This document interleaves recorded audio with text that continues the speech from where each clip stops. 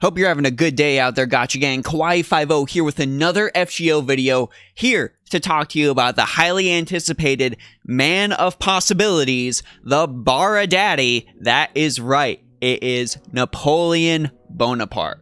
We're going to go over everything related to this madman with the giant cannon and see exactly how he's going to be a good fit for your team. Let's get into it. So let's kick this off by looking at what actually sticks out when it comes to Napoleon's stats. I mean, he's got a pretty good deck for what he's designed to do, a quick Arts Buster deck, as well as his Buster style Noble Phantasm. Yes, we are still in the era of AoE Buster NPs. As far as other statistics go, he's got a pretty solid attack, maxing out at 12,033, but if you manage to grail him, you're going to get that up to 13,172. I know a lot of people out there are grailing Napoleon because they were super excited about them, and your investment will pay off in terms of his attack. As far as some of his other stats go, of course, he's got that good star absorption being an archer, and as far as NP per hit goes, it's just okay. At least he's got a 3-hit arts cards, and he's going to be able to hit off that AQA chain with that extra attack to generate Noble Phantasm on his own if need be. I'm going to skip over Napoleon's class skills because not a single one of them are very, very outstanding, and we are just going to go ahead and jump into his servant skills, starting with Charisma of Triumphant Return rank B.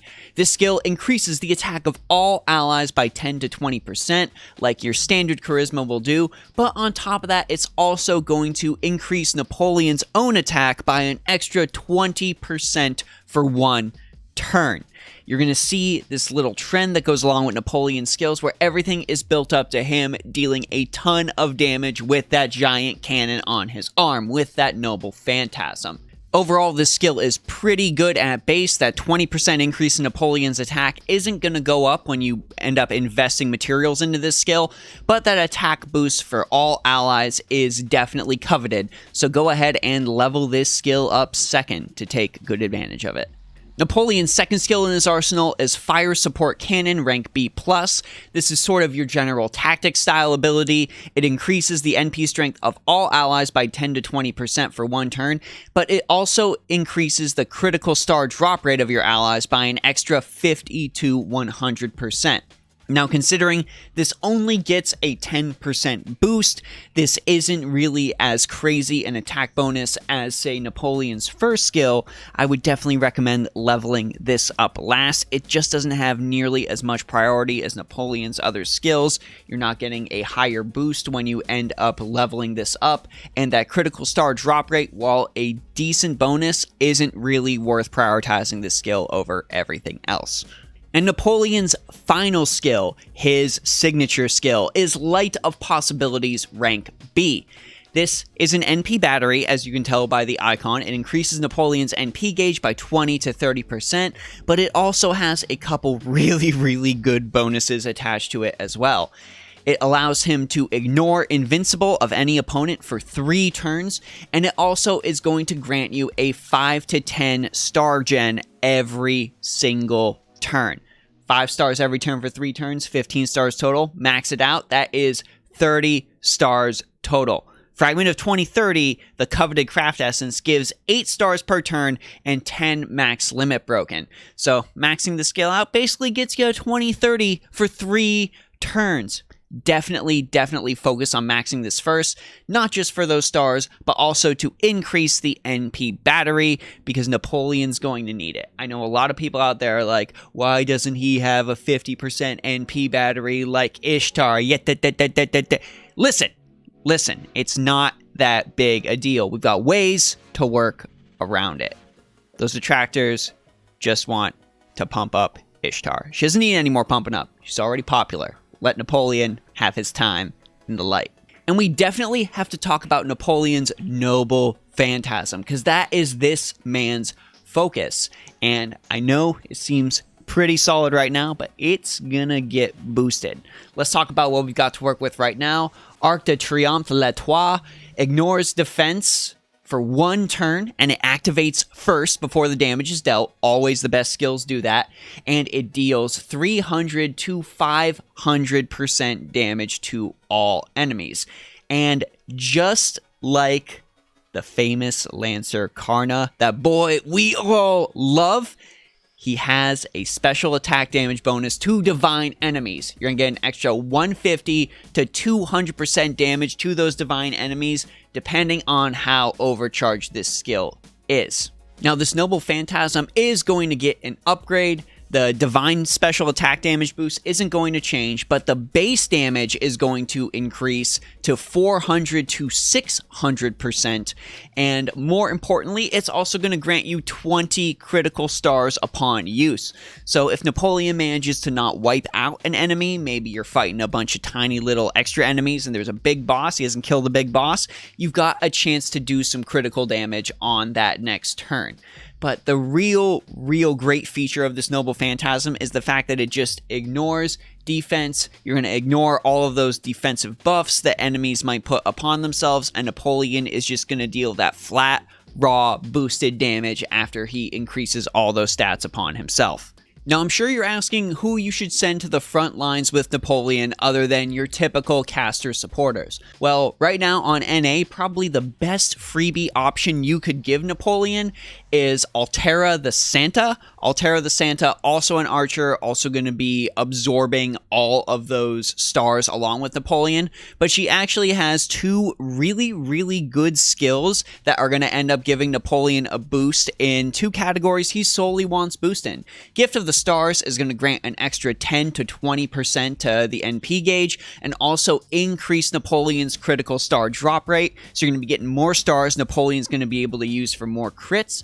And speaking of crits, he's also going to get a critical strength bonus from her second skill, Rainbow Candy Rank B. This is not only going to grant 20 to 30% crit damage, but also 20 to 30% NP damage. Both those stats Napoleon really wants. Now, say you're fighting a bunch of berserkers and you feel like Napoleon needs an extra bit of help fighting them. Of course, you can always rely on Abigail Williams. Abigail Williams' Faithful Prayer Rank C increases the NP gauge of all allies by 10% each turn for 3 turns. That's going to help Napoleon with that battery. And it also grants all allies an extra 20 to 30% to their NP damage. So Napoleon's cannon's going to hit even harder. If you want to make Napoleon's cannon hit even harder on top of that, there is, of course, her Mass Hysteria skill, which is going to decrease the defense of all enemies by 10 to 20%. And on top of that, that terror status might stun those berserkers, might make it so Napoleon won't get hit by them, because the man has 0 survivability. You gotta have ways to protect him, and Abby helps with that. And of course, we want to future-proof this video, so let's look at some future servants coming to NA at this time that are really going to help Napoleon out. I'll start, of course, with 2 freebie options that you're pretty much guaranteed to get. And we're going to start with 1-star rider Bart Roberts. Bart Roberts, the main reason you want him is his Voyager of the Storm rank A+ skill increases the NP strength and attack of all allies for 1 turn by 8.5 to 17%. Remind you of another character skill? That's right, this man is basically a budget quick Francis Drake. And I guarantee, just even having that buff, even if he gets nuked right after he uses it because of his low stats, that's still going to help Napoleon out. And of course, I've got to mention another archer that I am super excited for. That is another Christmas servant, Santa Nightingale. Santa Nightingale, oh man, she's just going to help Napoleon with all of her skills. She's a really great counterpart for him. Her Assault Medicine skill can remove debuffs from him as well as heal him, help him with that lack of avoidance and survivability. Her second skill, Nurse of Steel, Holy Knight, will give him Guts, will increase buff removal resistance, and will also increase his NP strength by 20 to 30%. So again, fitting in that trend of Napoleon dealing extra damage. And there is her final skill, the Bell which the Angel rings on the Holy Knight, rank EX. A mouthful, but this skill also very good for Napoleon. Increases his attack by an extra 10 to 20%, and all allies, including Nightingale, and also increases all allies' critical strength by 20 to 30%. With Napoleon absorbing all those stars because of his archer class, sure, Nightingale might take a couple of those, but Napoleon is still going to deal some good raw damage from that. And finally, for one of her skills, I gotta mention her. I gotta mention this very, very anticipated character. It is, of course, Da Vinci Rider. Little Da Vinci. Lil Da Vinci actually has some really good skills. She's not bad compared to her caster counterpart at all.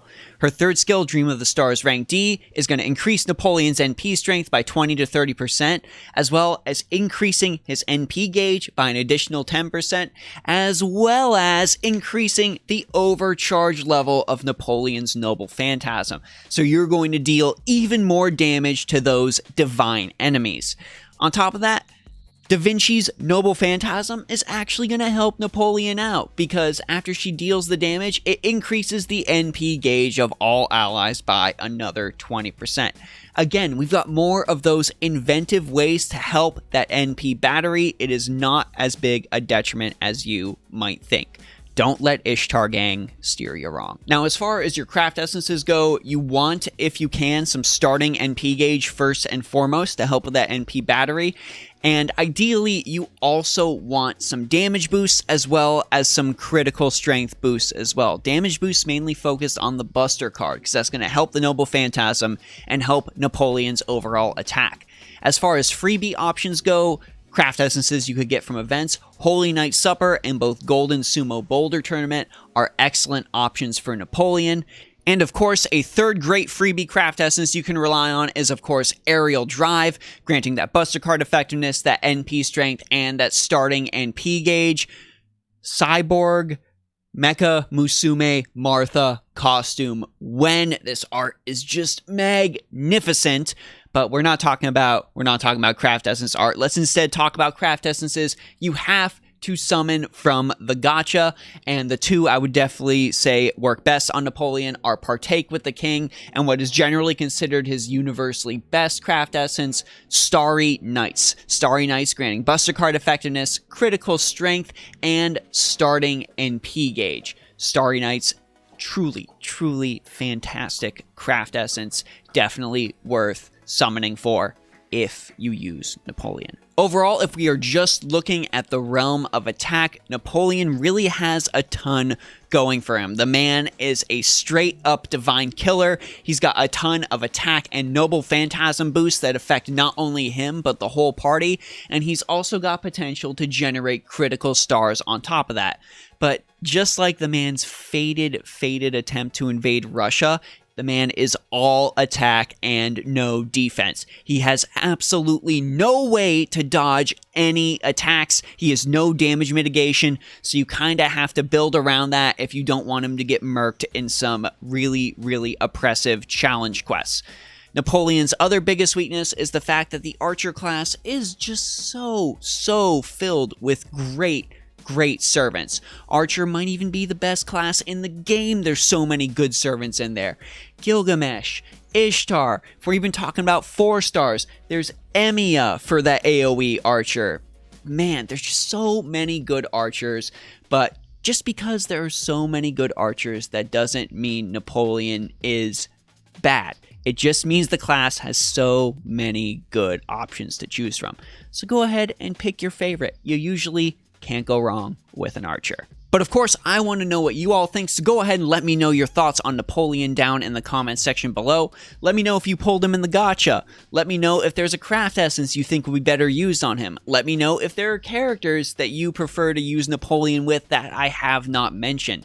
Let's do our best to help everyone enjoy FGO to the fullest, especially since that engine update is on the way. It's finally not going to run terribly on my phone like a potato. So good. This is Kawaii50, hoping you have a phenomenal day, and we'll see you all in the next video.